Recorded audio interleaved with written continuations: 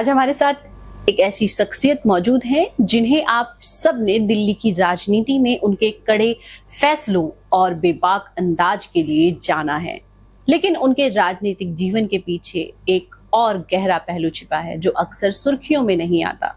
एक ऐसा पहलू जो उन्हें न सिर्फ एक राजनेता बल्कि एक आध्यात्मिक साधक के रूप में भी परिभाषित करता है। हम बात कर रहे हैं साउथ दिल्ली म्युनिसिपल कॉरपोरेशन के पूर्व स्थायी समिति अध्यक्ष श्री राजदत्त गहलोत की। आज हम उनसे उनके राजनीतिक फैसलों के बारे में नहीं बल्कि उनके आध्यात्मिक सफर, धर्म की समझ और जीवन को देखने के उनके नजरिए के बारे में बात करेंगे। आज हम जानने की कोशिश करेंगे कि क्या राजनीति और आध्यात्म एक साथ चल सकते हैं और कैसे उन्होंने जीवन के उतार चढ़ाव में मन की शांति को बनाए रखा। नमस्कार सर, स्वागत करते हैं आपका। नमस्कार जी।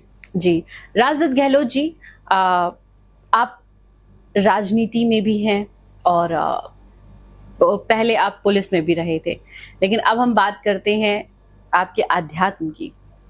तो आप अपने व्यस्त राजनीतिक जीवन में ध्यान और योग के लिए उस समय कैसे निकालते थे? देखिए, राजनीति में आने का कारण भी मेरा सनातन है। अच्छा। जब मेरे सनातन को, इसकी परिभाषा को किसी वर्ग द्वारा, व्यक्ति विशेष द्वारा, किसी समाज द्वारा, किसी आक्रांता द्वारा जब मेरे सनातन को हानि होती है और हम कुछ नहीं कर पाते तो उसके लिए संसाधन पावर है। अच्छा। पावर हर चीज की दिशा चेंज करती है, उसकी दशा चेंज करती है और उसको दिशा देती है। जब कोई पावर नहीं होगी तो आप अपने धर्म की, अपने सनातन की रक्षा आप लोग नहीं कर सकते, क्योंकि जिसका मकसद ही मेरे सनातन को क्षति पहुंचाना है तो उसको बगैर शक्ति के, बगैर पावर के आप नहीं संरक्षित कर सकते। इसलिए मैंने अपने विचार से ये समझा कि अगर मेरे को अपने सनातन की कहीं रक्षा करनी है तो उसके लिए कहीं ना कहीं मेरे अंदर कोई पावर होनी चाहिए। पावर किसको कहेंगे? दमंगई को पावर नहीं कहेंगे, फिर पावर कहेंगे हम ज्ञान को। कि किसी से अगर डिस्कस करना है, किसी से डिबेट करनी है अपने सनातन के ऊपर, तो हम अपनी बात को, जो सच्चाई है, जो मेरे सनातन की पहचान है, जो मेरे हिंदुत्व की पहचान है, उसको उसके सामने रख करके उसकी सत्यता को, उसके ज्ञान को प्रमाणित तरीके से उनको समझा सके और अपने मत से उनको ज्ञान बढ़ाएं और उस बात को वो माने। कोई हठी व्यक्ति है, कोई आक्रांता है जो जान पूछ करके, जानता हुआ, सनातन को जानता हुआ भी अगर उसका अपमान करना चाहता तो उसको कोई नहीं समझा सकता। उसके लिए जरूरत होती है दूसरे तरीके की पावर की। किस तरह के पावर की? पावर मीन्स ये है कि हम किसी सरकार से, प्रशासन से अगर मेरे सनातन को कोई हानि पहुंचाता है, मेरी मूर्ति को क्षतिग्रस्त करता है, तो मैं अगर उसका विरोध ही तो कर सकता हूं, वैचारिक विरोध कर सकता हूं, लेकिन उसको बगैर उपद्रव के तो प्रशासन ही तो कंट्रोल करेगा।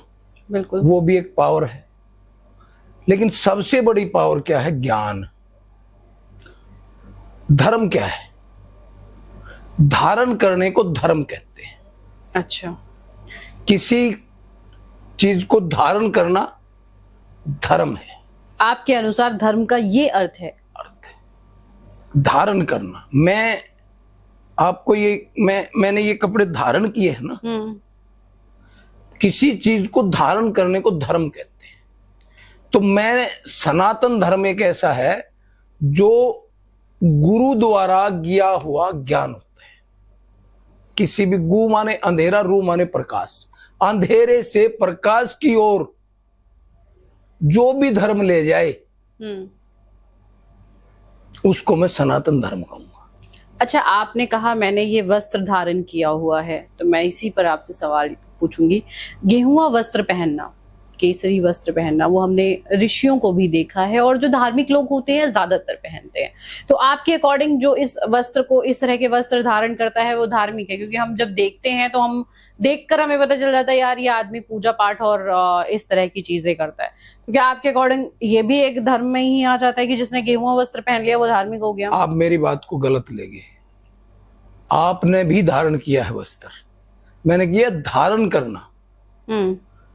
अगर मैंने सफेद धारण किया है तो सफेद है ना, उसको धारण किया है, ग्रहण किया है। तो किसी भी ज्ञान को ग्रहण करना, धारण करना, किस प्रकार का ज्ञान? किस प्रकार का ज्ञान? जो विश्व की, जिससे शांति हो, जिससे समाज को दिशा और उसकी दशा चेंज हो, जिससे पूरे मानव का, जिससे इस पृथ्वी के हर जीव का भला हो। इस प्रकार कहा है, कर से कर्म करो विधि नाना, मन को राखो जहां कृपा निधाना।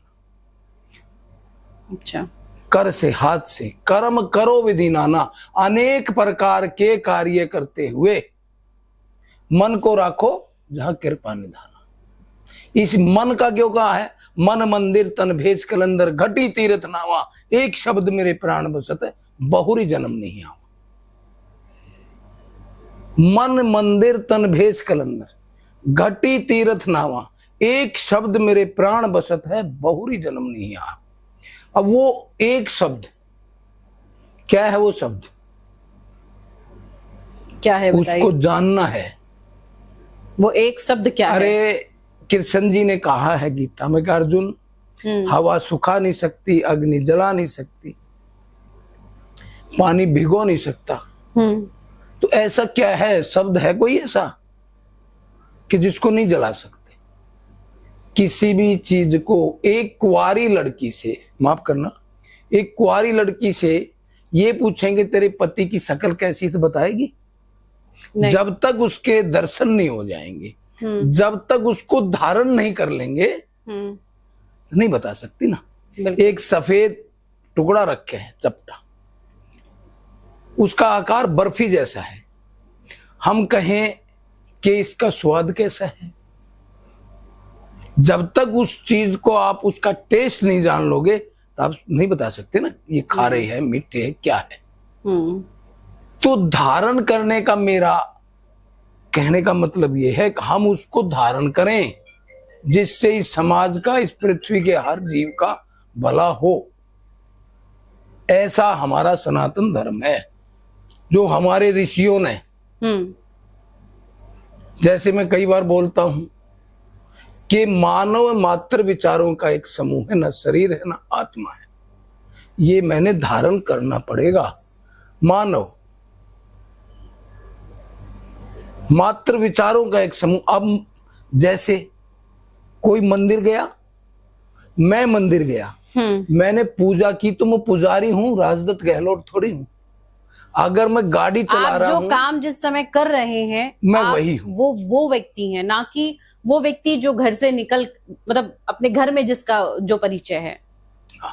वो भी बताऊंगा आपको। अगर आप नाली साफ करने जा रहे हैं तो आप एक कर्मचारी हैं, नाली साफ करने वाले। हाँ, मैं गाड़ी चला रहा हूं तो ड्राइवर हूं, राजदत्त गहलोत नहीं हूं। इसीलिए कहा है, नाम और रूप दो अखत कहानी, नाम और रूप दो अखत कहानी, जानो तो सुखद वरना परत बखानी। नाम और रूप अलग हैं। आपको राजदत्त गहलोत से मिलना है, आपके पास एड्रेस है विलेज ककरोला, मकान नंबर 100, गली नंबर इतनी। आप वहां जाएंगे ना, वहां पूछेंगे जी राजदत्त का मकान कहाँ है। आप आए, किसी ने बता दिया, वहां से जाके 4 नंबर पर उनका मकान है। आप वहां पर गए, वहां गए, आपने पूछा जी राजदत्त का घर यही है? हाँ जी यही है। राजदत्त जी हैं? वो तो नहीं है। कहाँ गए? कि वो नजफगढ़ गए, वो तिलक नगर गए। क्यों? कि आपके पास नाम है। आप कहाँ गए जी? फला जगह गए। आप वहां पहुंचे जी, राजदत्त जी अजी अभी अभी निकल गए। कहाँ गए जी? घर गए। आप फिर वापिस आए, आप फिर वापिस आए, वहां पे पूछा उसी मकान में, राजदत्त खड़ा था ऐसे, हाथ लगाए दरवाजे पे, या ऐसे खड़ा था, या मकान में मिला आपको, आप उसी से पूछोगे जी मैंने राजदत्त से मिलना है। क्योंकि आपके पास सिर्फ नाम है। मैं कहूँ हाँ जी मैं ही हूं। तो नाम और रूप, रूप सामने आ गया ना, दोनों अलग चीज थी। नाम और रूप दो अखत कहानी, जानो तो सुकुत वरना परत बखानी। अगर मैं नहीं मिलता, ये कह देते कि गया जी, फिर टेंशन। अब फिर नाम और रूप मिल गए तो सुख हो जाएगा। ढूंढने की प्रक्रिया जो थी, इसी प्रकार से हम, आप कह रहे थे ना वो क्या है, इसलिए कहा है 52 अक्षर माया माही, या मैं नाम नाही नाही नाही। शब्दों में है ही नहीं भाई, तो क्या है भाई वो ना? खा खा गा घाड़ा चा छा जा जाना पर, ये 52 है। इसमें वो नाम नहीं है जिसको हम ढूंढ रहे हैं। ये सनातन में ही बताया गया है। सनातन धर्म एक ऐसा धर्म है जिसमें इसकी विधि बताई गई है। जिस प्रकार मैंने कहा कि बगैर खाए उसका टेस्ट नहीं बता सकते, कुंवारी लड़की पति की शक्ल नहीं बता सकती, ऐसे ही जब तक उस धर्म को, उस सनातन को धारण नहीं करोगे, उसका टेस्ट नहीं लोगे, तो आप नहीं बता सकते। कि बता दोगे? नहीं बता सकते। इसलिए हम, जो आपने, मैंने पावर की बात करी थी, मेरे सनातन में एक पावर ये भी है, ज्ञान की पावर। उस ज्ञान को द्वारा शब्दों की संरचना की गई।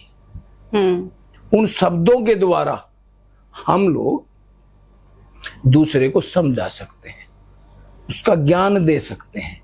वो आदमी अगर उस बात को धारण कर लेगा तो वो उसका धर्म हुआ। धर्म मीन्स, मैं क्या कहूंगा, शिक्षक और विद्यार्थी।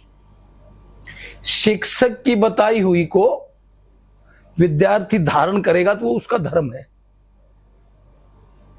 शिक्षक की बात को अगर विद्यार्थी धारण करेगा तो उसका धारण करने का धर्म है, तभी वो पूर्ण ज्ञान ले पाएगा।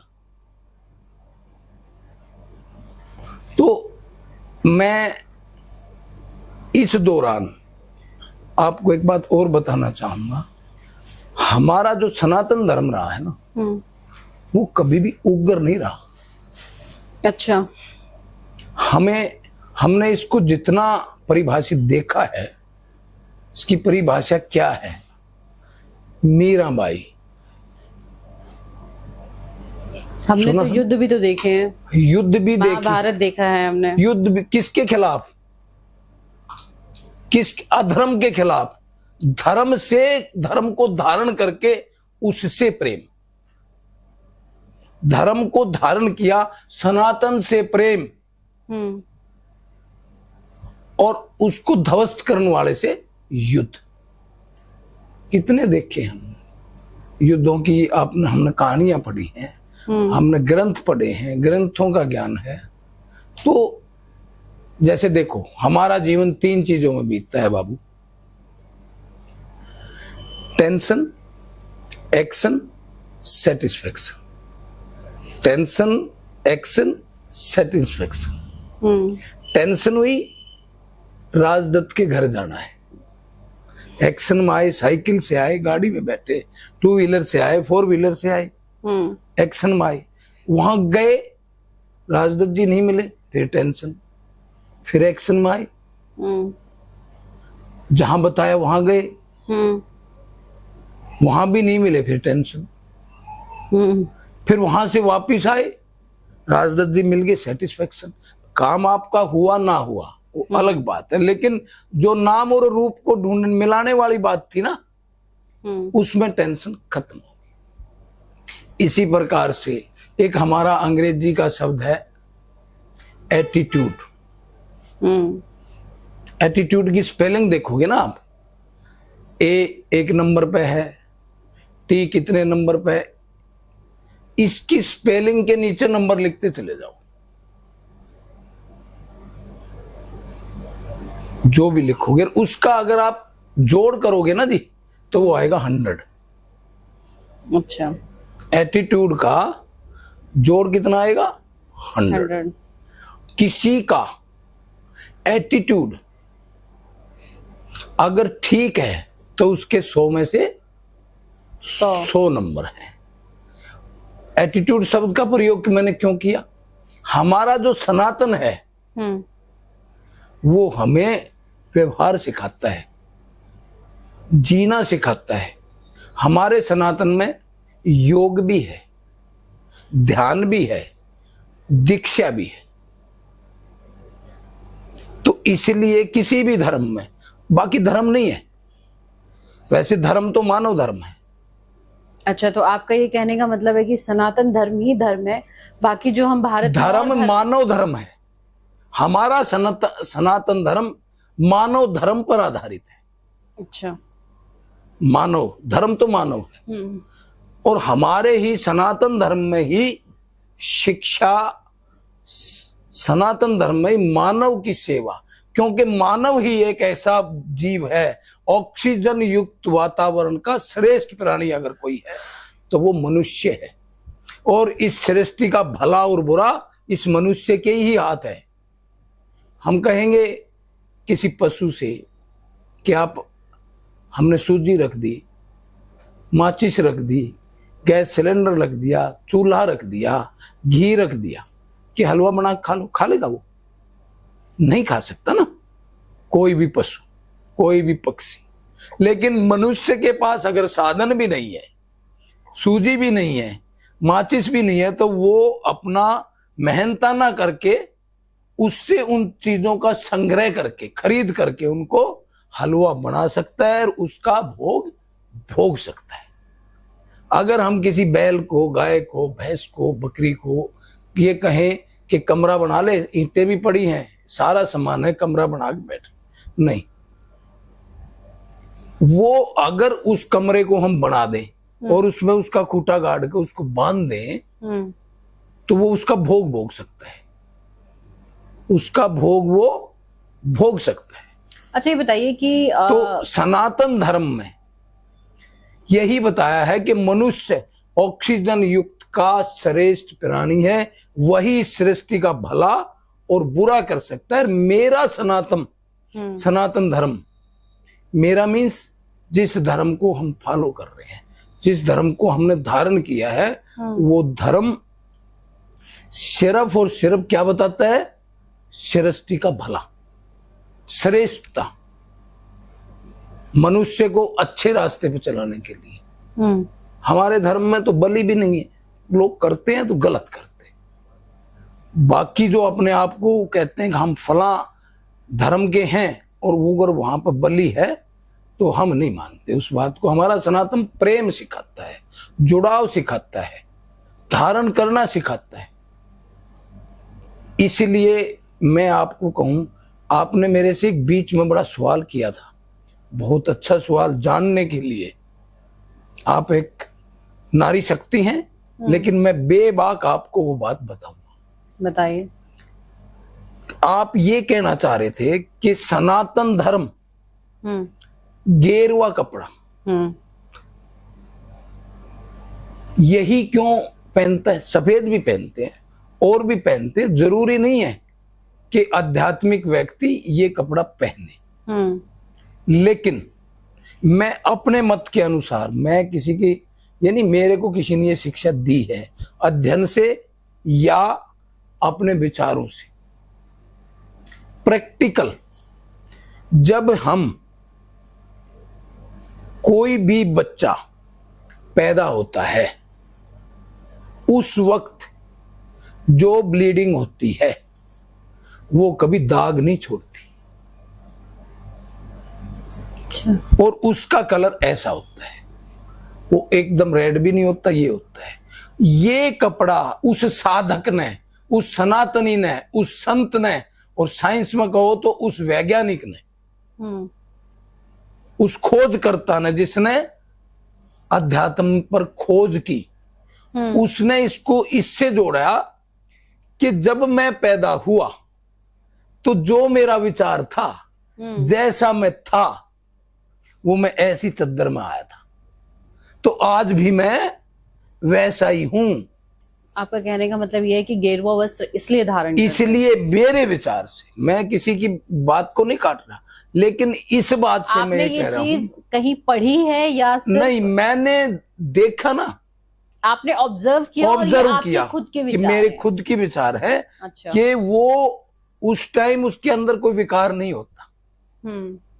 हाँ, जब वो पैदा होता है तो उसको रुलाते हैं, उसके मुंह के अंदर उंगली डाल करके कुछ साफ करते हैं, दिया जलाया जाता है, उसको कुछ चटाया जाता है, उसको रुलाया जाता है। ये ऐसा क्यों? मैं किसी चीज को उसी टॉपिक पर आ गया जिसका आपने टेस्ट नहीं देखा, आप उसकी तरफ आकर्षित नहीं होगे। बिल्कुल। छोटे बच्चे को आप शहद चटाते हो, जब वो पैदा होता है उसको उंगली देते हैं, क्या है? कुछ नहीं निकालते हम, वो अपनी माँ के पेट में एक मुद्रा में होता है जिससे वो भजन और भोजन करता है। हम उसकी क्रिया को भंग करते हैं, एक क्रिया करता है वो भंग कर दिया, अब उसको भोजन चाहिए, आर्टिफिशियल उसको शहद चटाते हैं, वो अमृत चखाते आर्टिफिशियल, शहद चीनी या गुड़ उसकी देते हैं ना बच्चे को। ये दूसरी बात हुई। तीसरी बात हुई, उसको रुलाते हैं, दिया जलाते हैं। बच्चा, छोटा बच्चा होगा तो वो सदा दिया जलेगा तो उसको ही देखेगा, उसके मुंह को घुमाओगे तो रोएगा। यानी उस प्रकाश पुंज के, उस प्रकाश ज्योति के उसने दर्शन किए हैं। जब वो देखता है उसको, उस अमृत का उसने पहले पान किया है तो उस टेस्ट से चुप होता है। तीसरी बात, वो झुनझुना बजाते हैं, झुनझुना बजाएंगे, कोई संगीत की आवाज आएगी तो देखेगा ना, देखेगा, यानी वो धुन और वो संगीत उसने सुना है कहीं, तब उसकी तरफ आकर्षित हुआ है। यानी जहां पर वो था उस संसार से बाहर आया है और उसके लिए हमने उसके लिए आर्टिफिशियल चीजें दे दी तो वो इससे बाहर हो गया ना, इस कलर से बाहर हुआ है। अब वैसा तो नहीं रहा। जब वो इस संसार में आता है तो कुछ जीव, कुछ सनातनी जो इस धर्म को, इस सनातन को जिंदा रखने के लिए, इसको जागृत रखने के लिए, इसका प्रचार करने के लिए, इस संस्कृति को जिंदा रखने के लिए, इस मानव के भले के लिए कुछ व्यक्ति इसको धारण करते हैं। मैं सदा नहीं करता, मैं सुबह शाम जब जो मैं जानता हूं, जो मैंने महसूस किया, जब मैं वो भजन, वो ध्यान, उस मुद्रा में जाता हूं तो मैं इसको धारण करता हूं, वरना आम टाइम नहीं करता। बाहर निकलते ही लोग ढोंगी कहेंगे, पाखंडी कहेंगे, क्यों? कि सनातन के बारे में ज्ञान नहीं है। बिल्कुल। तो मैं ये कहना चाहूंगा आपको कि आपके चैनल के माध्यम से हम किसी मत के, किसी धर्म के, किसी व्यक्ति विशेष के, किसी जाति के खिलाफ नहीं है। हमारा एक ही मत है कि मैं सनातनी हूं, मैं भारतवर्ष का नागरिक हूं। और ये एक बात मुझे बताओ, कितने संत हुए इस भारत भूमि पर ही, क्यों हुए? कितने भी हुए ना, तो और उनकी जो हमारे ग्रंथ थे, जो हमारे शास्त्र हैं, जितने हमारे वेद हैं, उनसे ही आज कंपेयर करते हैं कि साइंस थी, उस टाइम भी थी। मंत्रों उच्चारण से हम अग्नि उत्पन्न करते थे, मंत्रों के उच्चारण से। आज उन मंत्रों का ज्ञान, उन हमारे ग्रंथों का ज्ञान, उन हमारे उपनिषदों का ज्ञान, उन हमारी धार्मिक पुस्तकों का ज्ञान इस दुनिया में, इस मानव जीवन के, मनुष्य जीवन के, इस पृथ्वी के हर जीव की भलाई के लिए मैं कहूंगा कि सनातन धर्म ही एकमात्र ऐसा मंत्र है कि जो इस जीव का भला कर सकता है। इसलिए मेरी आपसे दोबारा से हाथ जोड़ के प्रार्थना है कि अपने चैनल के माध्यम से हमारी कोई कुरीति है तो उसे भी हमें बताएं, उसको हमें बताएं। हो सकता है आपके अंदर भ्रम हो, या शब्दों से आपको ज्ञान के कमी के कारण मैं शब्द का प्रयोग गलत कर दूं, या आप गलत समझ लें। सा शब्द एक ऐसा है, सा, जिससे कोई खराब शब्द नहीं बनता। सा साधारण, स्पष्ट, संतोष, शुद्ध, संस्कारी। संकुचित शब्द है ना भाई, गलत तो नहीं है। संकुचित शब्द गलत थोड़ी है, जिससे कोई विकार पैदा हो। और सा शब्द ऐसा क्यों है कि सा से हमारा श्वास बनता है, और एक तंदुरुस्त व्यक्ति, एक तंदुरुस्त व्यक्ति 24 घंटे के अंदर 21,600 बार मरता है और 21,600 बार जिंदा होता है। क्यों? कि हम एक स्वस्थ नागरिक, स्वस्थ व्यक्ति 21,600 सांस लेता है, ये आपकी विज्ञान कहती है। और अगर ये श्वास है, आए और ना भी आए, पता है अगला आएगा? नहीं पता ना। तो इसलिए कहा है हमारे संतों ने कि श्वासा खाली जात है, 3 लोक का मोल। 3 लोक का मोल एक सांस। तो जैसे मैंने कहा कि 52 अक्षर माया माही, या मैं नाम नाही नाही नाही। ये भी कहा है कि उस चीज का स्वाद कैसे बताओगे जब तक उसको जानोगे नहीं, टेस्ट नहीं करोगे।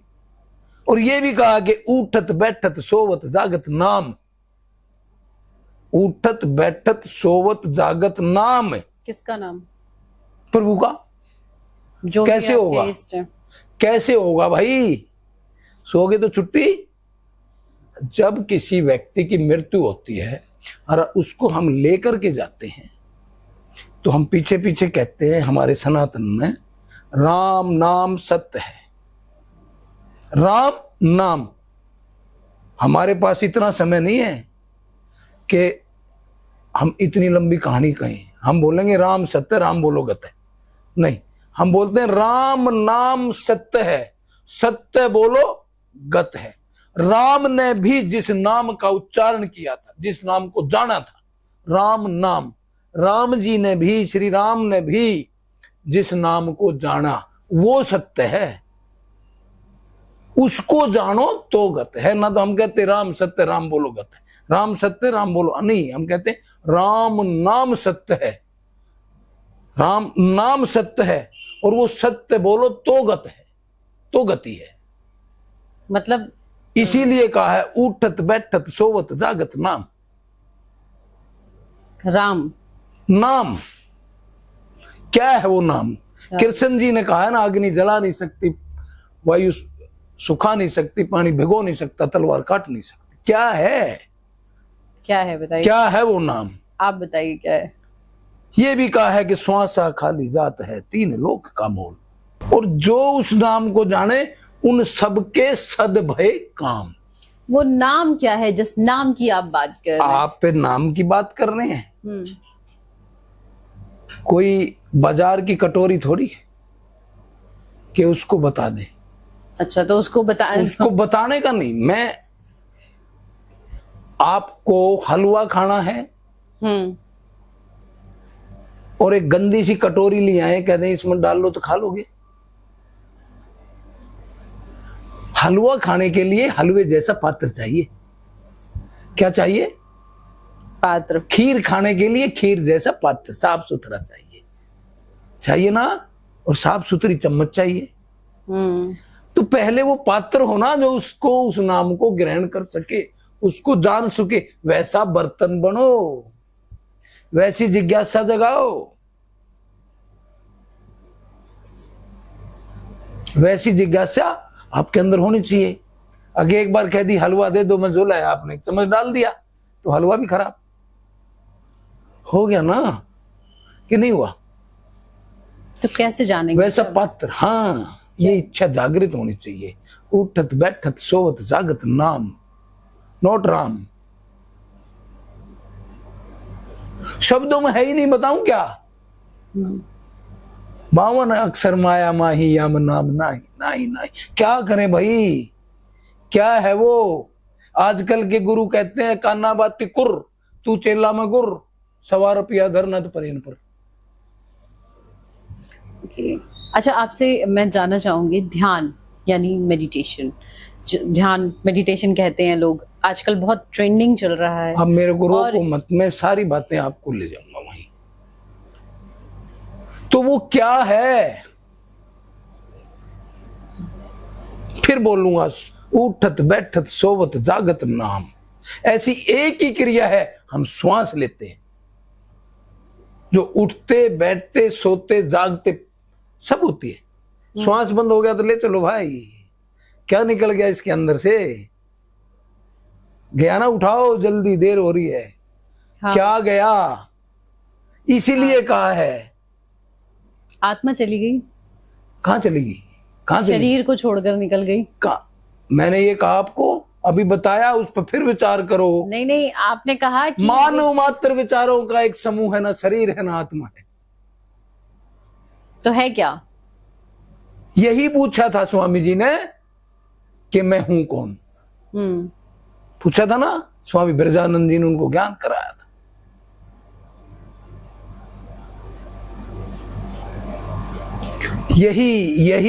यही है। Tension action satisfaction, then tension action satisfaction. अब आ जाओ ध्येय, ध्यान और दाता, कर्म, कर्ता और कार्य। ध्येय मेरा टारगेट, ध्येय, ध्यान बगैर ध्यान के टारगेट में नहीं लगेगा, और बगैर काम के कर्ता कैसा? कर्ता में करने वाला, कार्य और कर्म, यही होगा ना। तो श्वास एक हमारी ऐसी चीज है जो 24 घंटे उठते बैठते सोते जागते होती है ना जी? नहीं होती। हवा काट देगी उसको, तलवार काट देगी, नहीं, पानी सुखा देगा, अग्नि जला देगी, कर देगी क्या? अब उसका टेस्ट लेना है। कैसे लोगे? 21,600 बार मरता है और 21,600 बार जिंदा होता है। एक है प्राण और एक है अप्राण। क्या है ये प्राण और अप्राण? एक प्राण है और एक है प्राण। कहते ना इसके प्राण निकल गए, अप्राण हो गया।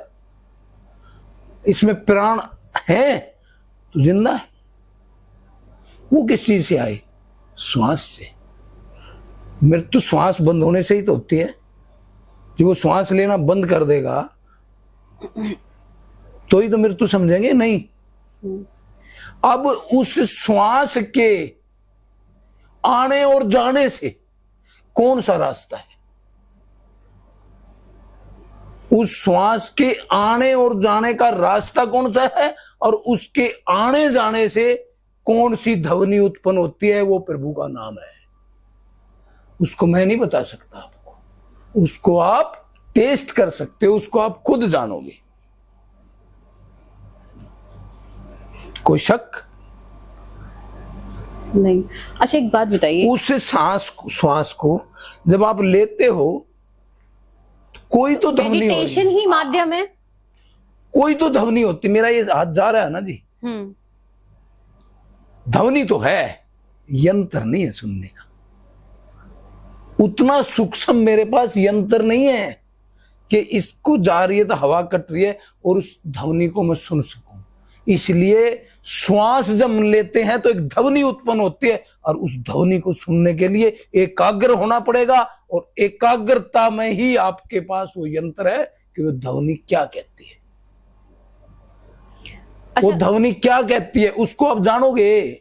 मेडिटेशन और योग मेरे के को तो माध्यम सुने से। सू और आपको सुने पू, लेकिन आप एकाग्र हुए और उस ध्वनि को आप जान सके, और आपके सोते उठते बैठते वो ध्वनि होगी। उठते बैठते सोते जागते ना हवा सुखा सकती, ना अग्नि जला सकती, ना पानी भिगो सकता। करेगा क्या बोलो। और वो हवा अंदर गई तो प्राण है, ना तो अप्राण है। तो ये करने में बहुत सुगम, जानने में बहुत कठिन। रास्ता बहुत सुगम है, लेकिन वो रास्ता कठिन भी बहुत है। बहुत से सामाजिक दबाव, बहुत से भ्रांतियां, बहुत से टेस्ट। जो आपके टेस्ट है वो कहाँ आएंगे। और अगर उसको जान लिया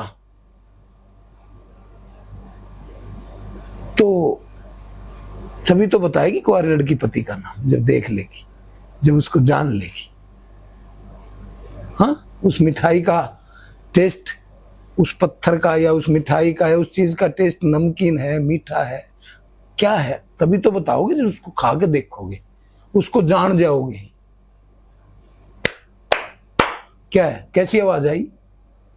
ताली की आवाज। पट पट की आवाज आई। अगर जिस दिन मेरा जन्म हुआ और मेरे को भाषा का ज्ञान होना शुरू हुआ, अगर मुझे खट खट समझा दिया जाता तो मुझे सुनता भी खट खट, क्यों कुछ सुनता। ये पंखा चल रहा है, इसकी आवाज क्या, फर फर फर फर आ रही है ना, क्योंकि मुझे समझाया फर फर है तो मुझे सुन भी फर फर रहा। इसलिए जिस चीज का मुझे ज्ञान हुआ, जैसे मैंने महसूस हुआ, जो मुझे बताया, जिसका मुझे ज्ञान हुआ, मुझे वही सुनाई दिया।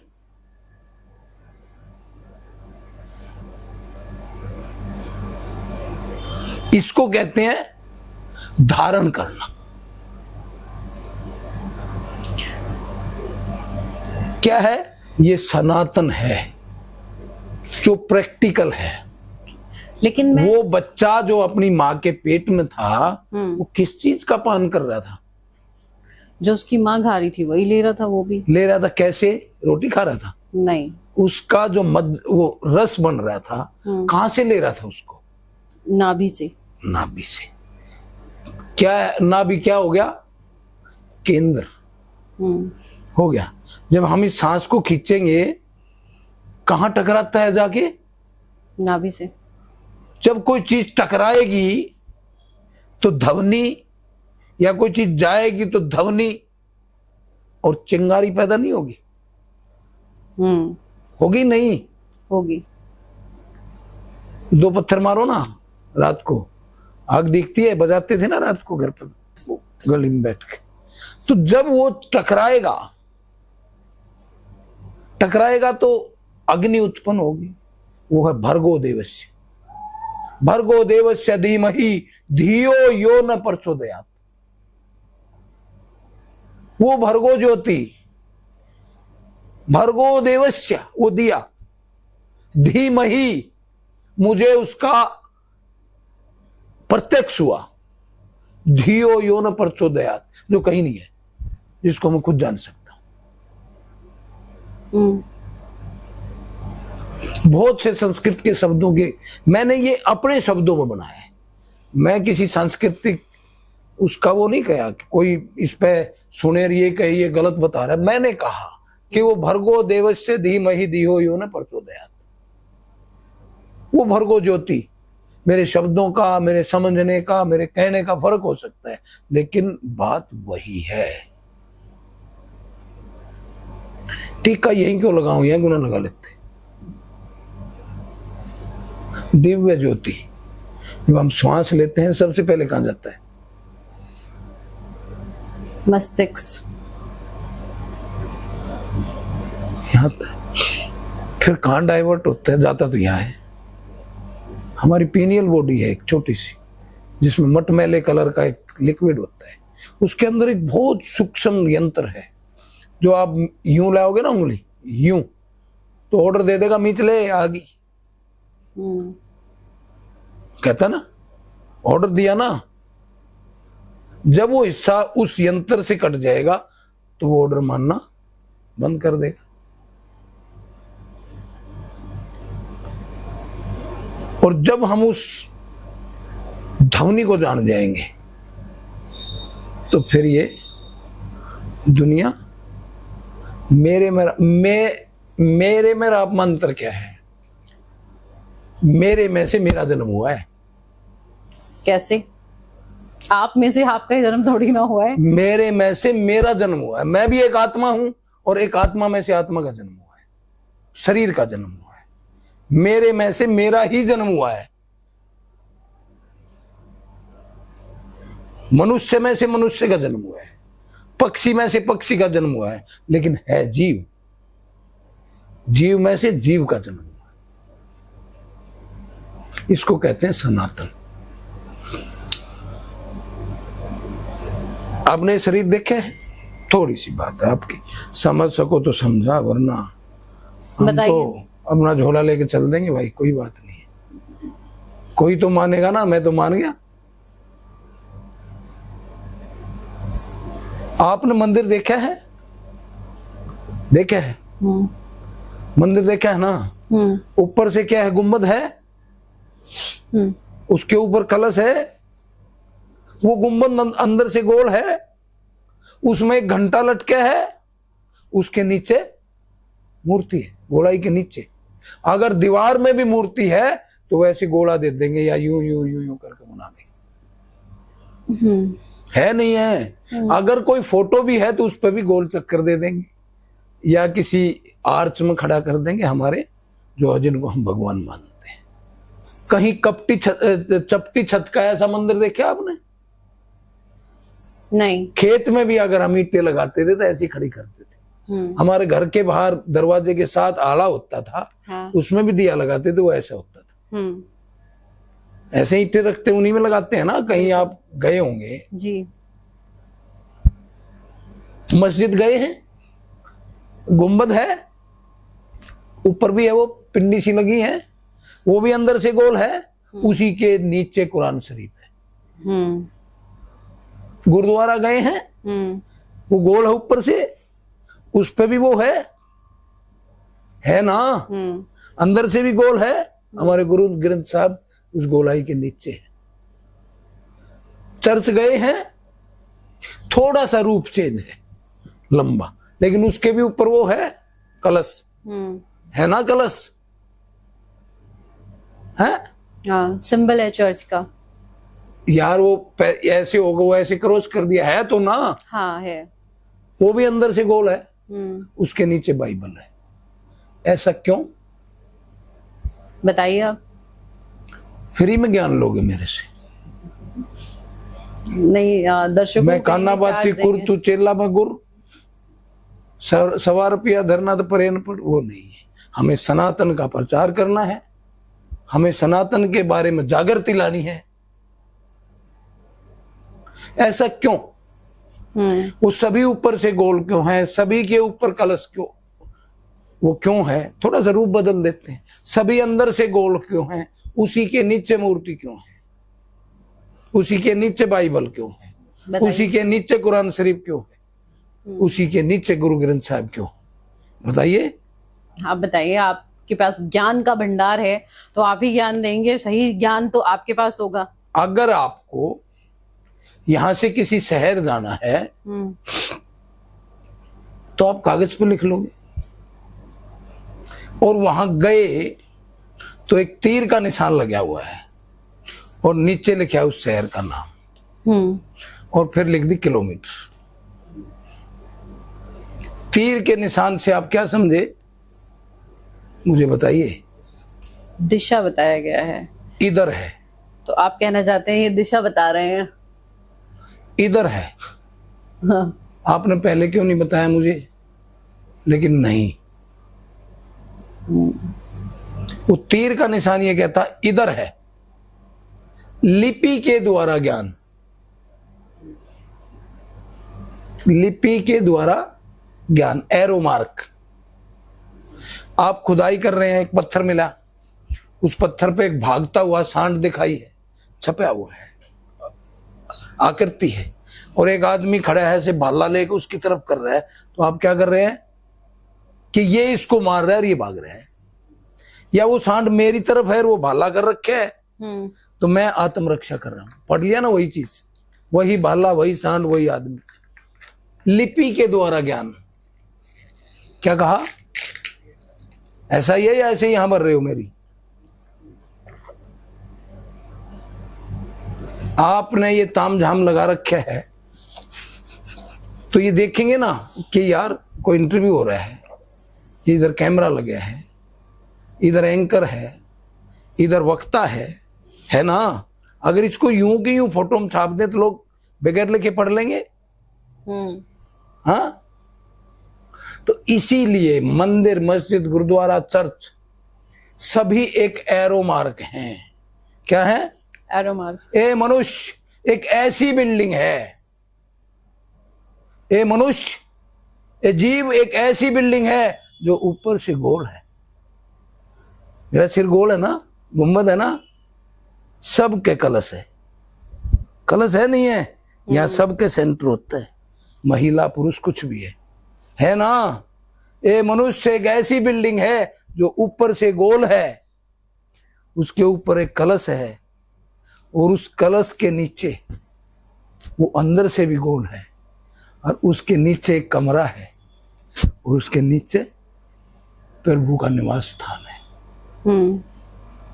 और बीच में एक घंटा भी लटक रहा है जो टपकता है। कहा गया ना, टपकता है उस गोलाई से, वो घंटा है।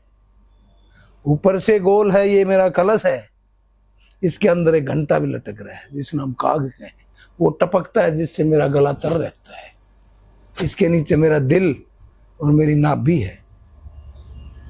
यहाँ प्रभु क्या है? यहाँ वो दर्शन है। इसीलिए कहा है मैंने, इसीलिए कहा है मैंने।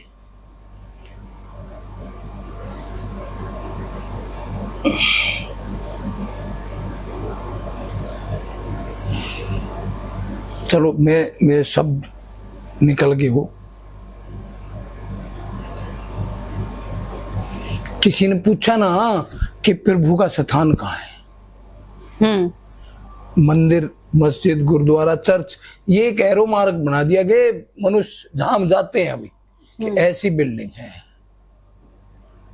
उसके अंदर वो नाम है, उसके अंदर वो राम है, उसके अंदर वो प्रभु है, उसके अंदर अल्लाह है, उसके अंदर जो भी हम नाम लेते हैं। तो इसीलिए कहा है कि पलोथी का चबूतरा बनाया, पलोथी का चबूतरा बनाया।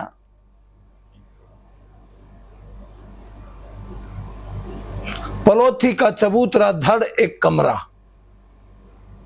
पलोथी का चबूतरा धड़ एक कमरा, सिर का गुंबद लगाया और चोटी का कलश लगाया। सिर एक गुंबद और चोटी का कलश लगाया, तो पूरा मंदिर बन गया। हाँ, हमारा शरीर पूरा हमारी जो मूर्ति है, हमारी जो कुरान शरीफ है, हमारी जो बाइबल है, वो जमीन पर कोई नहीं रखता। जहां हम बैठते हैं ना, उससे थोड़ा ऊपर ही रखते हैं। अच्छा,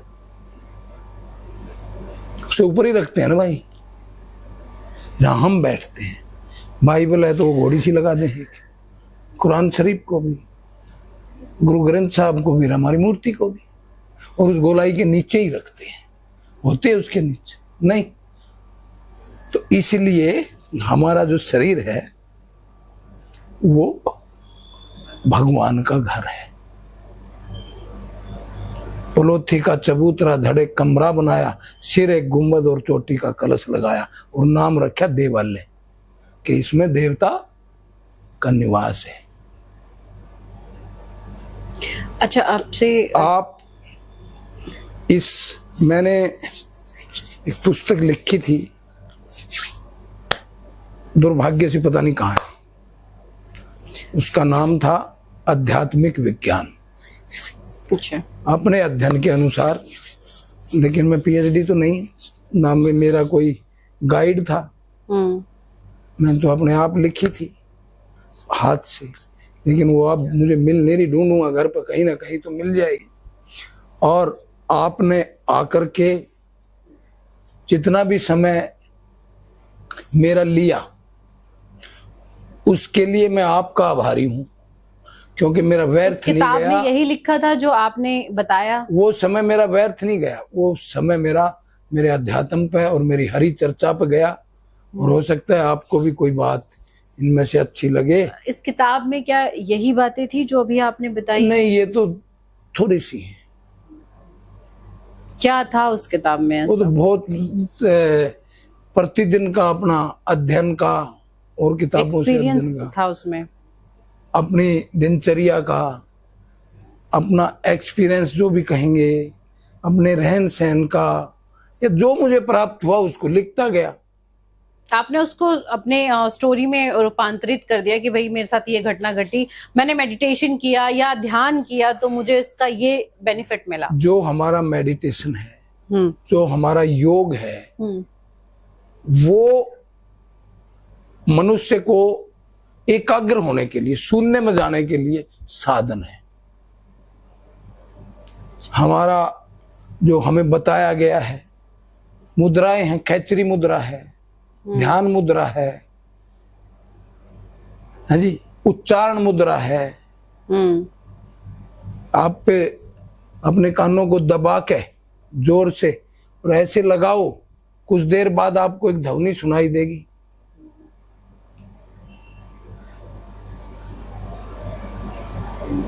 बिल्कुल दबा लोगे तो होगी, क्योंकि एक शरीर अणुओं का है, सेलों का है हमारा शरीर।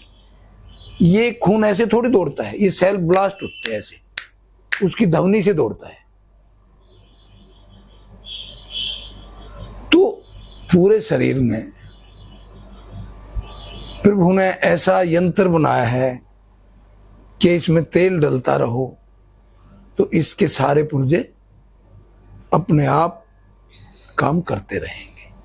अच्छा, ये बताइए कि कर्मयोगी का सिद्धांत, कर्मयोगी का जो सिद्धांत होता है सिर्फ आध्यात्मिक नहीं है, बल्कि एक प्रभावी प्रशासनिक सिद्धांत भी है। कर्मयोगी यानी ना, कर से कर्म करो विधि नाना, मन को राखो जहाँ कृपा निधाना। पैसा कमाना, प्रकृति रुक जाएगी। साधन अगर आपकी इच्छा नहीं होगी, काम नहीं करोगे तो प्रगति रुक जाएगी ना, विकास रुक जाएगा। बिल्कुल। शादी हुई है तो भी तो कर्म करना है, जनरेशन कैसे बढ़ेगी? कर्म योगी उसी को तो कहते हैं जो मेरा फर्ज है। देखो, दो चीजें हैं, एक है चाह हुई पढ़ने की पढ़े, चाह हुई नौकरी लगने की नौकरी लगे, चाह हुई शादी की शादी की, चाह हुई बच्चों की बच्चे हो गए, अभी बड़े भी होंगे, चाह हुई उनको पढ़ाने की पढ़ाए, चाह हुई उनको नौकरी लगाने की नौकरी लगे, चाह है ना।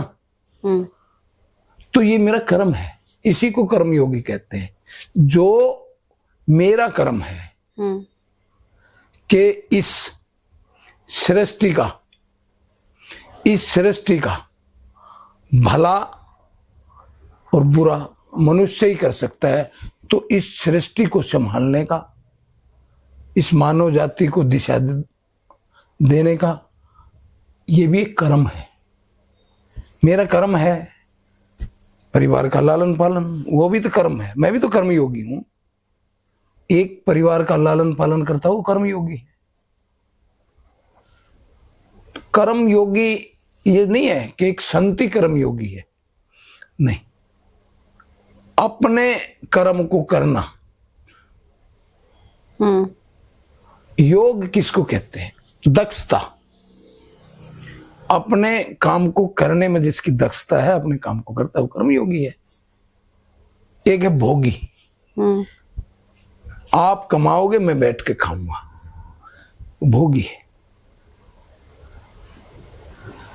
भय से ही भजन बना है, भय से ही भोजन बना है, और भय से ही भक्षक बना है।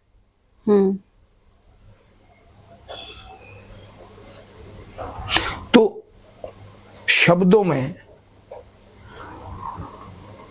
भोजन और भक्षक, वही तो खाएगा ना। भक्षक ही तो भोजन करेगा, या भक्षक किसी और चीज का भी भक्षण करता है।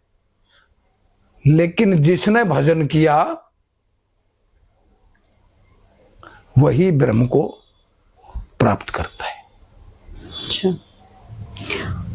अच्छा, आपसे जानना चाहेंगे कि भगवत गीता, जैसे आपने इसको भगवत गीता मत करो, श्रीमद् भगवत गीता। जी, श्रीमद् भगवत गीता। तो जिसे आप अक्सर उपहार में देते हैं, लोग देते हैं कि ये श्रीमद् भगवत गीता आप लीजिए, पढ़ते हैं, आपने भी देखा होगा। तो उसमें से कौन सा श्लोक है जो आपको बहुत ज्यादा प्रेरित करता है? क्योंकि अभी आपने यहाँ पे कृष्ण और महाभारत की भी बात की। श्रीमद् भगवत गीता अपने आप में एक ऐसा हमारा धार्मिक ग्रंथ है जो पूरा का पूरा पहले पृष्ठ से लेकर अंतिम पृष्ठ तक प्रभावित ही करता है। उसका कुछ भी पढ़ लो। कौन सा श्लोक बताएंगे? विशेष कुछ नहीं है, सब कुछ विशेष है। उसका पेज, उसके प्रथम कवर से लेकर के आखिर तक उसमें है ही ज्ञान। किसको आप ऐसा, हम क्यों पाप करेंगे कि उसका एक विशेष है, हर एक ना विशेष? नहीं, कुछ कुछ श्लोक ऐसे होते हैं जो लोगों को प्रेरणा देते हैं। हर एक श्लोक, एक भी श्लोक ऐसा नहीं है। 1700 श्लोक हैं। हाँ। किसको आप कम ज्यादा दोगे? अगर पहले वाला श्लोक नहीं होगा तो दूसरा आना ही नहीं, क्योंकि ऐसे एक स्पाइरल होते हुए ही तो वहां पहुंचे हैं जो जिसको आप कहना चाह रहे होगे कि वो खास होगा। प्रथम श्लोक जैसे वो कहा ना, यदा यदा ही धर्मस्य ग्लानिर्भवति भवति भारत, वही जो ऐसा श्लोक जो आपके दिल के बहुत ज्यादा करीब स्टार्ट वहां से होता है। वो कहा ना कि वही आप कह रहे थे ना, धारण करना, यदा यदा ही धर्मस्य ग्लानिर्भवति भवति भारत, तो वही चीज है, धारण करने पे ही है वो। जब जब धर्म की हानि हुई है, सनातन की हानि हुई है, तो किसी न किसी ने अवतार लिया है धर्म की रक्षा के लिए। अच्छा, क्या राम राज्य की अवधारणा के लिए सिर्फ एक आप मतलब जैसे कि नारा लगा रही है बीजेपी, आपको पता भी है, राजनीतिक नारा है या आदर्श शासन प्रणाली का आध्यात्मिक प्रतीक भी है? राम राज्य किसको कहेंगे? आपके अकॉर्डिंग राम राज्य दुखी ना हो, सबका भला हो, सृष्टि का संचालन ठीक से होता रहे, वही राम राज्य है। बहुत से कहते हैं ईश्वर को कैसे पाए, एक आध कह देता है, जैसे हम कहेंगे कि रबदा की पाउना, रबदा की पाउना, इत्थे पुट के इत्थे लाउना। अच्छा, रबदा की पाउना, इत्थे पुट के इत्थे लाउना। इस मन को, इस ध्यान को बुरे कर्मों से हटा के अच्छे कर्मों में लगा दो, रब आ गया, राम राज्य आ गया। क्या और कुछ है? नहीं, अगर आपकी बात करें, अपनी सार्वजनिक छवि को एक तपस्वी के रूप में देखते हैं, क्या ये आपकी आध्यात्मिक यात्रा का हिस्सा है? मैं इस ब्रह्मांड का सबसे तुच्छ प्राणी हूं। क्यों? सेवा भाव हो। एक लाइन कहते हैं, हम जब आरती गाते हैं, तेरा तुझको अर्पण क्या लागे मेरा, बोलते हैं ना, तेरा तुझको अर्पण क्या लागे मेरा। लेकिन मैं उसमें कहता हूं, हम ऐसे जीव हो गया आज, सनातन उसी को सिखाना चाह रहा है कि उसको अर्पण कर दें, लेकिन मैं कहता हूं तेरा तुझको देते दिल धड़के मेरा, तेरा तुझको देते दिल धड़के मेरा। हम ऐसे प्राणी हो गए, समाज में ऐसी कुरीतियां आ गई जब हम यही मानते हैं कि तेरा तुझको अर्पण, मैं क्या हूं। मेरी ये उंगली है, ये शरीर का अंग है, इसको तोड़ोगे तो दर्द किसको हो रहा है? मेरे को ना, आपको हो रहा है। तो मैं उस प्रभु का अंश हूं, मैं टूटूंगा तो आप दर्द होगा। उसको अर्पण हो जाओ ना। मीराबाई हुई ना, हुई ना मीरा? नहीं हुई, भिल्ली ने चाक चाक के बेर दिए थे। ये हमारे लिए शिक्षा पर्द हमारे शास्त्रों में लिखा है।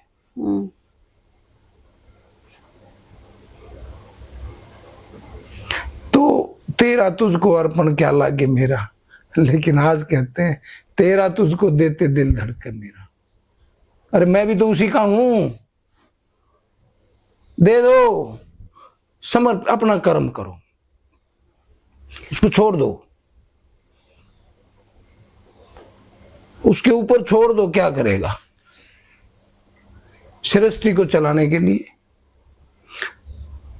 प्रयास करो, रास्ता गलत मत चुनो, उसको साक्षात मानते रहो, शक्ति को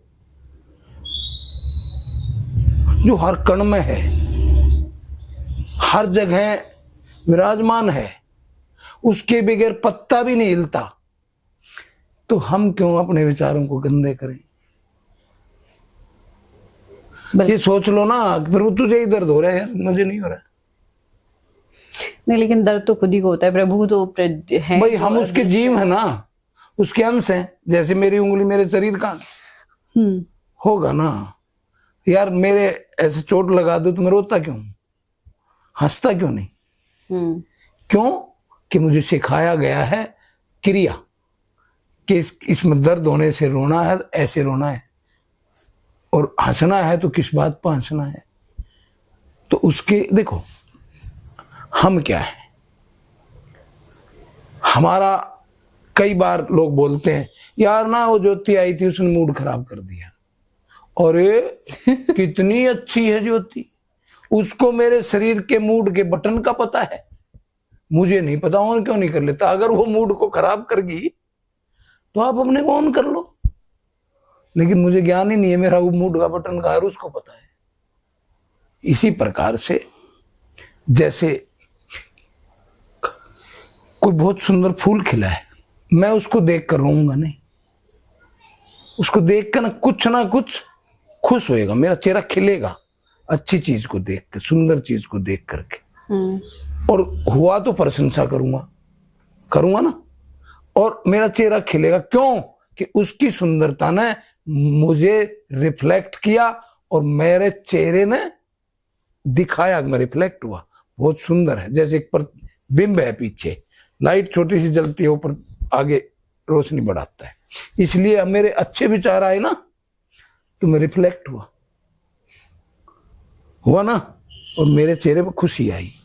एक दूसरी चीज है, एक बहुत अच्छी चीज को देख के मैंने विचार गंदे कर लिए।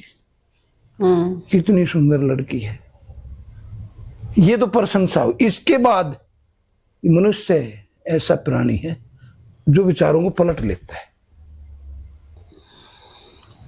उसको दूसरी तरफ ले जाता है। इसीलिए कहा है रब दा की पौना इत्थे पुट के इत्थे लाना। वो विचार अच्छे कर लो ना। जैसे फूल को देख के खुश हो तो सुंदर को देख के खुश हो, रिफ्लेक्ट हो। ठीक है। तो भाई अपने जिस प्रकार से हम परिवार का लालन पालन करने के लिए समय देते हैं, इसलिए थोड़ा सा समय अपने लिए भी दो। ध्यान करो थोड़ा सा, अपने शरीर के लिए करो। श्वास को देखो कहाँ जा रहा है, कहाँ आ रहा है, क्या क्या ध्वनि हो रही है। हाँ, पुस्तकों का अध्ययन कर लो। रात को सो तो मोबाइल फोन पे मत जाओ, मत देखो ना, यूट्यूब मत देखो ना, फेसबुक देखो तो उस पर संगतों का हक निकाल लो ना। वो उनके मुखार डिपेंड करता है आप क्या देख रहे हैं, डिपेंड करता है आप क्या देख रहे हैं। कौन व्यक्ति जो है, मैं अपना भला, अब कैसे जीना है मैं कैसे जीऊं, मेरी ड्यूटियां पूरी हैं। समाज का भला कैसे हो सकता है। मैं शरीर है, आंखें देख रही हैं, हार्ट काम कर रहा है, और बहुत से अंग ऐसे हैं, क्यों ना दान कर दूं लास्ट के लिए, दो किसी को और को लग जाएंगे। कम से कम मेरी ये दृष्टि है, अगर ये अच्छी है तो अच्छी तो मिल जाएगी किसी को। बिल्कुल। दुष्ट तो नहीं देगा, दुष्ट तो सोचेगा भी नहीं दान करने का, सोचेगा कोई, और दुष्ट देगा तो दुष्ट दृष्टि जाएगी। अच्छा, आपके बारे में, क्योंकि हम अध्यात्म के बारे में बात कर रहे हैं और सारे सनातन आपके के बारे क्वेश्चन में, खत्म तो हो चुके हैं मेरे ख्याल से। सनातन के बारे में बात कर रहे हैं। नहीं, बहुत इम्पोर्टेंट है। और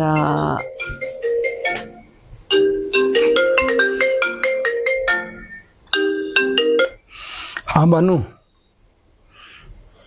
हेलो। हाँ बेटे, बानू, हेलो। भाई फोन आ गया कोई, बहुत देर होगी ना। हमने ओबीसी मोर्चा दिल्ली प्रदेश बीजेपी। एक मिनट, मेरा ये सवाल है, हम इसे कंप्लीट कर लेते हैं।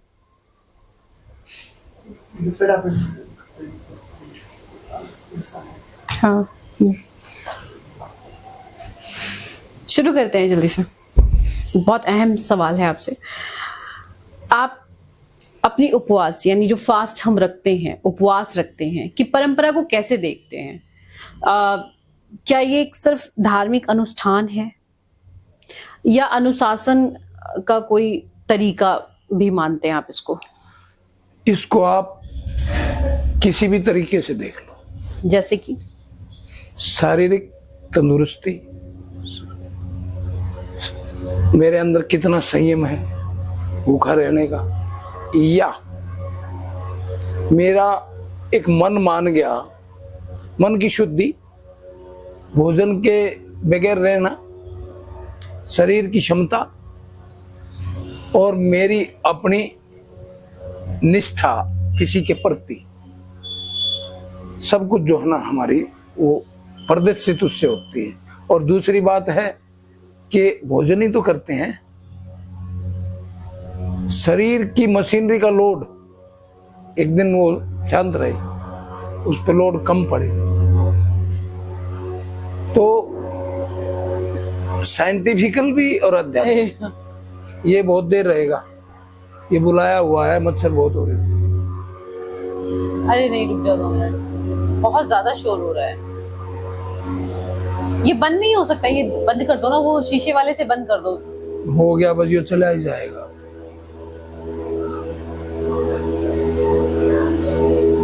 समय लगेगा।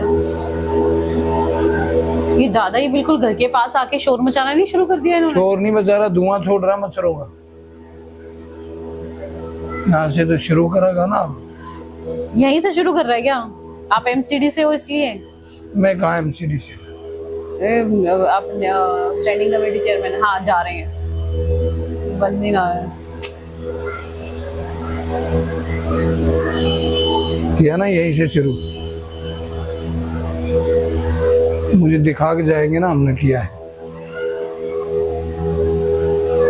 ना तो कल बाट लगा देगा सबकी।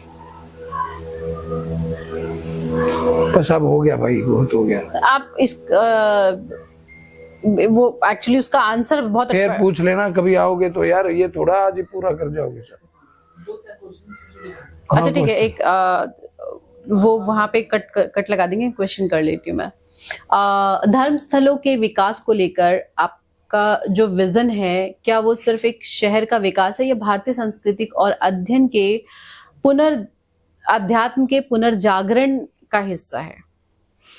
जो सनातन के लिए, जो सनातन की, भारतवर्ष की हमारी धरोहर है, उनको दोबारा से जो आक्रांताओं ने जिनको मिटा दिया था, ध्वस्त कर दिया था, उनके जो आज हमें साक्ष्य मिल रहे हैं, उनका उनको जागृत कर रहे हैं कि ये देश सनातन धर्म का देश था। आक्रांताओं ने आकर के हमारी उन चीजों को ध्वस्त किया, उनको दोबारा से हम पुनर्जीवित कर रहे हैं, जिससे हमारे संस्कार दोबारा से जागृत हों कि मैं उस भूभाग का हिस्सा हूं। मेरा उस भूभाग पर जन्म हुआ है जहां पर संतों का जन्म हुआ, जहां पर सनातन की प्रकाष्ठा थी लोगों में और आगे भी चलेगी, उसको जीवित कर। अच्छा, आपने अपने जीवन में आध्यात्म गुरु, क्योंकि आप अब आध्यात्म में आए हैं, ऐसा तो है नहीं कि जन्म से थे, गुरु या मार्गदर्शक किसे मानते हैं? देखो, मार्गदर्शक और गुरु माता पिता के बगैर कोई नहीं होता। आपके पिता भी आध्यात्म में हैं? सभी माता पिता जो है वो सभी उसके मार्गदर्शक हैं। वो उसको कैसी शिक्षा देते हैं, धर्म के प्रति देते हैं, समाज के प्रति देते हैं, अच्छी शिक्षा, अच्छा ज्ञान जो देते हैं।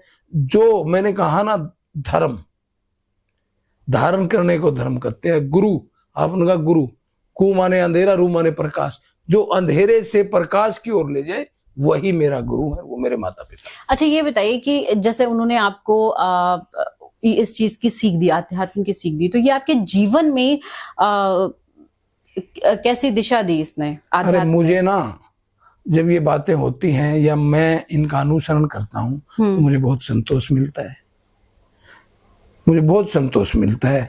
और मुझे अगर आप समझो कि बुखार भी हो जाए तो मैं अपने ध्यान को अगर करूं, एकाग्र होने की कोशिश करूं, तो बुखार खत्म हो जाता है।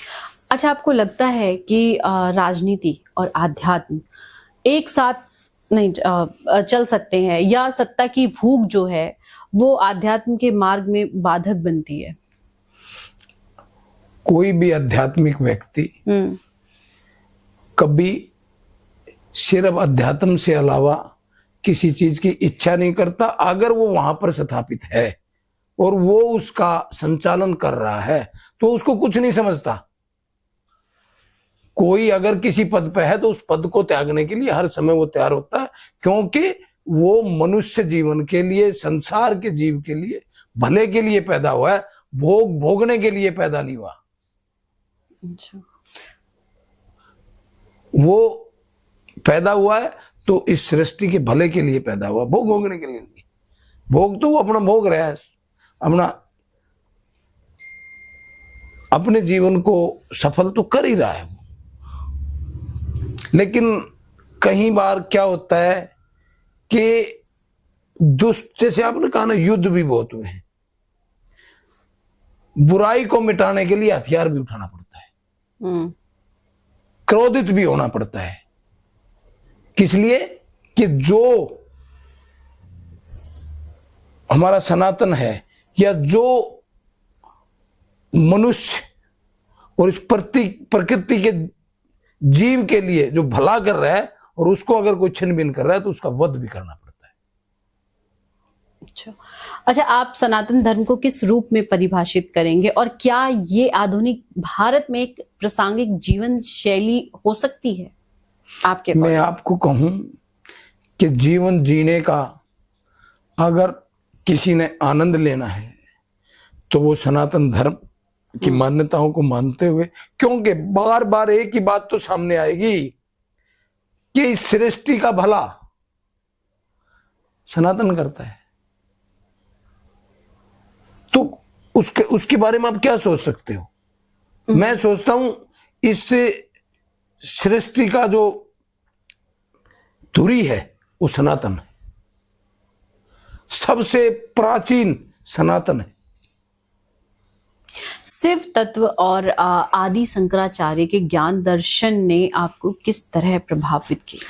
अरे भाई, जो भी सृष्टि के भले के लिए, इस मनुष्य के भले के लिए, जीव के भले के लिए कार्य करे, चाहे वो आदि शंकराचार्य हों या एक आम व्यक्ति, एक मेरा पूर्वज, एक मेरा बुजुर्ग, कोई भी है, इस प्रकार की जो भी हमें ज्ञान दिया जाएगा हम उसी से प्रभावित होंगे। उन्हीं में से शंकराचार्य बनते हैं। वो एक विशेष हमारे सनातन के प्रचारक, सनातन की इस धरोहर को सजोए रखना, उस ज्ञान को बटोर के रखना, उस ज्ञान को बढ़ाना, उस पर अपने रिसर्च लिखना, अपने रिसर्च को पब्लिक तक पहुंचाना, ये हमारे शंकराचार्यों का है और वो तो हमारे आदरणीय हैं ही। क्या आपको लगता है कि आध्यात्म ने आपको राजनीतिक विरोध की आलोचना को सहन करने की शक्ति दी है? 100%। कैसे आपने यूटिलाइज किया इसको अपने जीवन में? आप देखो, जब तक आप सनातनी हैं और आपको थोड़ा सा भी अध्यात्म की तरफ आपका ध्यान है, तो दूसरे के बुरे शब्दों को भी आप अच्छाई में परिवर्तन करके ग्रहण कर सकते हैं। अच्छा, आपने केदारनाथ और अन्य तीर्थ स्थलों के पुनर्निर्माण, रिकंस्ट्रक्शन चल रहा है, पर इतना जोर क्यों दिया है? ये जो केदारनाथ और इस पे रिकंस्ट्रक्शन, उसको कोई नया तो बना नहीं रहे, हमारी सनातन की धरोहर है। अरे भाई, कोई भी चीज है, आदमी है, जब पैदा हुआ है, फिर 10 साल का हुआ है, 20 का हुआ है, 100 का हुआ है, तो उसके मतलब उसकी जरूरत तो पड़ेगी ना, उसको मेंटेन करने की जरूरत तो पड़ेगी ना भाई। और मेंटेन कैसे होगा? अब कोई कहे इसकी चिनाई चूने से ही करो, तो उस टाइम चूना था, सीमेंट है। कोई कहेगा इसकी पत्थरों की डाट ही बनाओ, तो आज सरिये से डाट बना देते हैं। तो समय अनुसार उनका हो रहा है, वो तो है ना, वो तो साक्षात वहां प्रभु के दर्शन होते हैं भाई। क्योंकि जो मेरी सोच है, जहां मुझे संतोष मिलता है वहीं प्रभु है। क्या सर्वधर्म संभाव की अवधारणा पर आपका विश्वास है? बहुत सारे हमारे संत इसी चीज पे लगे हुए हैं। सर्वधर्म संभाव, जितने भी हमारे कथावाचक हैं, जितने भी हमारे, आपको बताऊं, जो भी धार्मिक हमारे संत हैं या जितने भी हमारे ग्रंथों के ज्ञाता हैं, सब यही कहते हैं सर्वधर्म संभाव। एक कि सिर्फ सनातन ऐसा है जो ये शब्द बोलता है कि सभी धर्मों का सम्मान है और सब एक है। बताया ना हमने कि मस्जिद भी वैसी है, गुरुद्वारा भी वैसा है, चर्च भी है, सब है तो एक। मेरे उच्चारण का अंतर है। अच्छा, आपको लगता है कि वसुदेव कुटुंबकम बिल्कुल लगता का सिद्धांत आपकी नीति का मूल आधार है? बिल्कुल है। और ये संगठन जिसके हम एक छोटे से कार्यकर्ता हैं और जिसके दिशा निर्देश में हम इस पर चले हुए हैं, ये मूल मंत्र है हमारा। आप सत्य, वसुदैव कुटुंबकम का आप मतलब क्या समझते हैं? जिसमें पूरा संसार समाया हुआ है। हाँ, वसुदैव कुटुंबकम, सभी का भला, इस संसार के हर प्राणी का भला, सब बराबर। वसुदैव कुटुंबकम, सबका भला हमारा भला। आप सत्य और अहिंसा जैसे सिद्धांत को आज की कटु राजनीति में कितना प्रासंगिक मानते हैं? जितना सत्य के रास्ते पे चलोगे, कठिन हो सकता है, विलंब हो सकता है, विजय पक्की है। ये भी सत्य है, ये भी सत्य है। सत्य के रास्ते पर चलने से कठिनाई हो सकती है, दुष्ट रास्ते का भी विघ्न कर सकते हैं, लेकिन विजय सत्य की होगी, ये भी सत्य है। क्या आपको लगता है कि आध्यात्म को आपको एक नेता के रूप में अधिक विनम्र और सहनशील बनाया है? देखो, आदमी की हस्तरेखाएं और स्वभाव बदलना बहुत कठिन है। ये तो जैसे आप माहौल में रहोगे वैसा आपका स्वभाव होगा। जिसका स्वभाव सरल है तो उसको चाहे राजनीति में ले जाओ, चाहे अध्यात्म तो है ही, आध्यात्मिक तो है ही, उसका स्वभाव सरल रहेगा। लेकिन बहुत से व्यक्ति ऐसे हैं जिनका स्वभाव आपको बहुत सरल लगता है, लेकिन वो बहुत कठोर होते हैं। हमने देखा है, कड़वा बोलने वाला व्यक्ति सदा सत्यवादी, स्पष्टवादी और दूसरे के ऊपर रहम करने वाला दयालु व्यक्ति होगा। अच्छा, भारत को विश्व गुरु बनने का जो विजन है, क्या ये आध्यात्मिक और सांस्कृतिक नेतृत्व पर आधारित है? हमारे ग्रंथ ही साइंस हैं। नहीं, भारत विश्व गुरु बनने वाला है। हमारे ग्रंथ ही साइंस है। विश्व गुरु बनने में एक चीज नहीं है ना, हम आध्यात्मिक ही होगे तो हम विश्व गुरु होगे। हमारा पावर पहले प्रयोग किया था, हमारी पावर, हमारा ज्ञान, हमारी संस्कृति, हमारा सतर, ये सब कुछ जब मिल जाएंगे तो हम विश्व गुरु हो जाएंगे। वो दूर नहीं है, बहुत दूर नहीं है। बहुत दुनिया मानने लगी है कि भारत के बगैर भला नहीं है। अच्छा, क्या आप मानते हैं कि आपकी माता पिता आपके जीवन पर आध्यात्मिक प्रभाव उनका रहा है आपके ऊपर? उनके दिए हुए संस्कार तो हैं जी, उन्हीं के तो संस्कार हैं।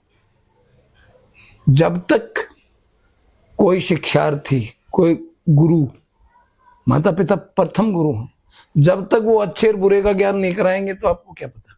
अच्छा, मेडिटेशन के लिए सिर्फ आप घर में मेडिटेशन करते हैं, कहीं बाहर हिमालय वगैरह? मेडिटेशन के लिए वैसे अच्छा कहा आपने कि एकांत बहुत जरूरी है, लेकिन जिसने एकाग्र होना सीख लिया ना, चाहे ढोल बजता रहो, फर्क नहीं पड़ेगा उससे। नहीं, आपको नहीं पड़ता?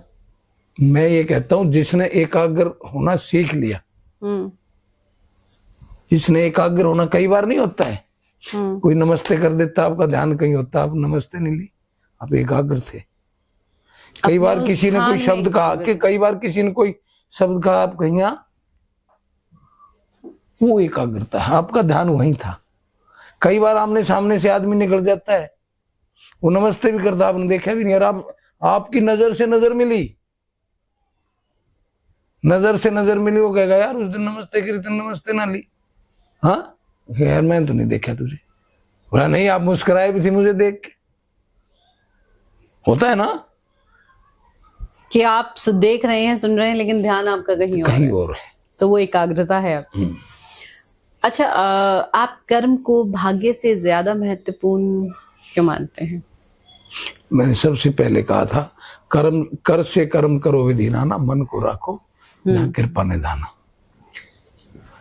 फिर भी कहा था, कर्ता, कर्म और कार्य, कहा था ना। तो कर्म करने से भाग्य बनता और बिगड़ता है। कर्म करने से भाग्य बनता और बिगड़ता है। और मेरा इतना लंबा इंटरव्यू मत लो, मेरा अधूरा ज्ञान है, समझे। इसमें से कुछ शब्द से निकल जाएंगे, ये बाहर जाएंगे, जिनसे लोग परेशान हो जाएंगे। अच्छा, चलिए बताइए, क्या आपको कभी ऐसा लगा है कि आपका इतना लंबा जीवन आपके आध्यात्मिक मार्ग में एक बाधा बन रहा है? बिल्कुल नहीं बनता। बेनिफिट करता है? नहीं, बेनिफिट नहीं है। मैं उसको अध्यात्म को और राजनीति को जोड़कर बेनिफिट के लिए मैं उसका सोचता ही नहीं। तो आपने सुना, ये थे हमारे साथ राजदत्त गहलोत जी, जिन्होंने धर्म, आध्यात्म, योग और व्यक्ति का विचार कैसा होना चाहिए उस पर तो बहुत सी बातें की, और बहुत से ऐसे अपने जो एक्सपीरियंस है उनको साझा किया, जहाँ पे उन्होंने आध्यात्म को यूज किया और अपने पॉलिटिकल जर्नी में उनको उससे मदद मिली, उसके बारे में बताया और बहुत ही अच्छे से एक्सप्लेन किया। एंड सबसे ज्यादा थैंक यू सो मच कि आपने इतना कीमती समय चैनल को दिया और आप आए। Thank you so much.